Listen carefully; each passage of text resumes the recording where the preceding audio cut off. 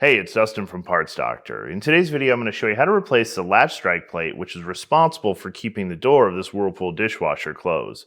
These instructions also apply to models made by Maytag, KitchenAid, Kenmore, and JennAir. It's super simple. I'll show you step by step, so let's jump right in.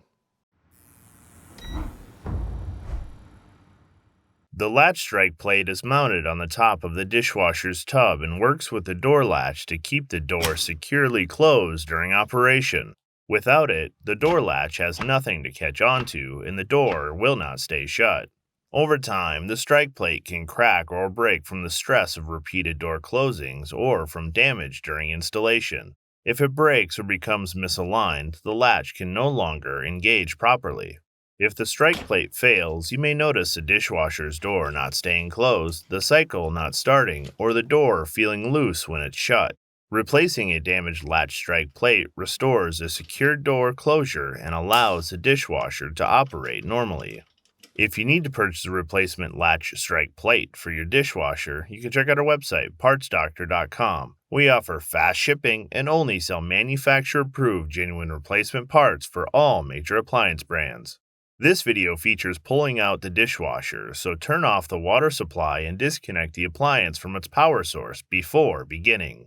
To access the latch strike plate, the appliance will need to be pulled out slightly so you can access the top of the dishwasher as shown here. Before you begin, make sure you understand how your dishwasher is connected to the power, the drain, and the water line. If you need help with this step, watch our dishwasher removal video regarding the process of safely pulling your appliance out from underneath the countertop. Once the dishwasher is safe to pull out, carefully pull the door of the dishwasher until you can access the frame of the tub and then pull the appliance from the frame. Pull out on the dishwasher until you can see the latch strike plate on the top of the appliance.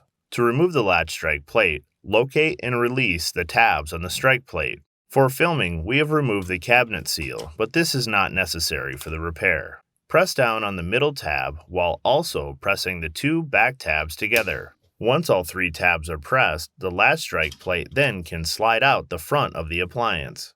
When shopping for a replacement latch strike plate, avoid cheap, low-quality aftermarket parts. For parts that perform better and last longer, choose OEM genuine parts like the ones that we sell at partsdoctor.com. We'll include a link in the description below. Be sure to search using the full model number from the tag on your appliance to find the exact part.